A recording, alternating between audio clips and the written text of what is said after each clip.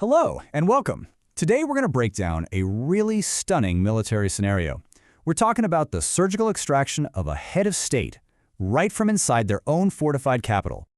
So that leads to the central question behind this whole thing, a hypothetical operation called Southern Spear. This is a masterclass in modern warfare. We're not talking about a drawn-out war here. This was a blueprint for what you might call a ghost raid, something that hinges less on brute force and more on, well, flawless execution and some really masterful deception. Think about this. In just 3 hours, an entire nation's command structure is completely paralyzed, and its leader, just gone, vanished. So how is that even possible? Okay, let's dive right in and find out. All right, first things first. This whole operation, it didn't just kick off with an attack. No, it began months earlier with some incredibly careful, strategic misdirection. The whole point was to get the entire world looking in the completely wrong direction. So, what the world saw was a very conventional military squeeze play. You had carrier strike groups, amphibious ready groups, basically all the big, shiny, public-facing hardware was parked right off the coast of Venezuela. And the official story? Oh, it was all about counter-narcotics. This made everyone focus on a potential large-scale naval battle in the Caribbean. But while the Navy was putting on this huge, very loud, and very visible show in the Caribbean, the real mission was quietly being prepared in the shadows. All the crucial work was happening on the ground, totally out of sight. And that's because this was never going to be an invasion. It was designed from the ground up as a high-stakes capture mission. The concept is known as a surgical extraction.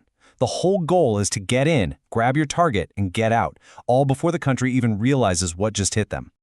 Okay, so let's get into the execution. This is where we see how it all builds into the main event. And this is where months, literally months, of planning and deception are about to pay off in just a matter of minutes. The timing here was absolutely critical. I mean, everything had to be perfect. At 2 a.m. sharp, F-35s punch a hole in the Venezuelan air defenses. Just 5 minutes later, Delta Force helicopters are already making their low-altitude approach. Then the F-35s strike key military bases, not to destroy them, but to create this deafening sonic shield of pure chaos. It's all designed to mask the sound of those inbound choppers. Now, once they're on the ground, you have America's most elite special forces. We're talking Tier 1 operators from Delta Force, and they are moving with just incredible precision. Any resistance they meet, it's neutralized almost instantly. And here's a crucial detail. The entire plan was rehearsed for weeks on an exact replica of the target building. That means they could move with pure muscle memory, even in total darkness. So you gotta ask, right? How in the world did they find him in the middle of all that chaos? I mean, inside a huge, fortified military complex. Pinpointing one building, let alone one specific room, it seems impossible. But, as it turns out, the groundwork for this part had been laid long before the first shot was ever fired. And this is the secret sauce that made the whole thing possible. The real key wasn't just firepower, it was human intelligence. The CIA had a spy planted deep inside Nicolas Maduro's close circle.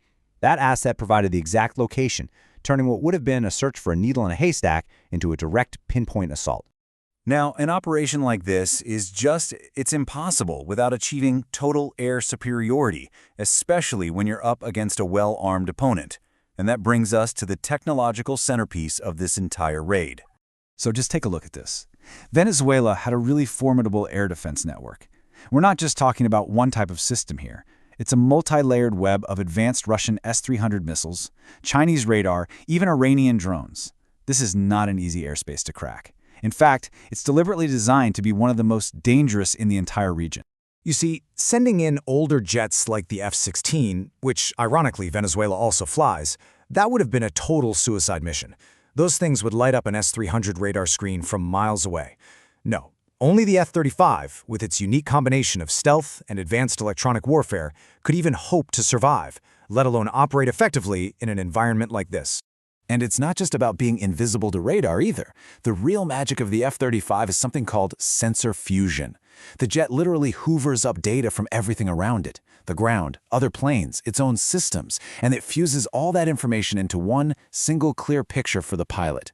This transforms it from just a fighter jet into a flying command center, one that could systematically dismantle the Venezuelan defenses while flying right through the middle of them. So what does an operation like this actually mean for the future of geopolitics and conflict? Well, you have to understand, this wasn't just a raid. It was a statement. I mean, the sheer scale of this is staggering. We're talking about 150 aircraft, multiple naval groups. This was a massive, massive undertaking, and it was all orchestrated for one single, precise objective. It really signals a paradigm shift in how military power can be projected.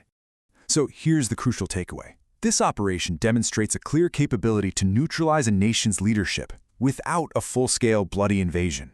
And as a tool for deterrence, well, that's incredibly powerful. So let's end with a provocative thought, shall we?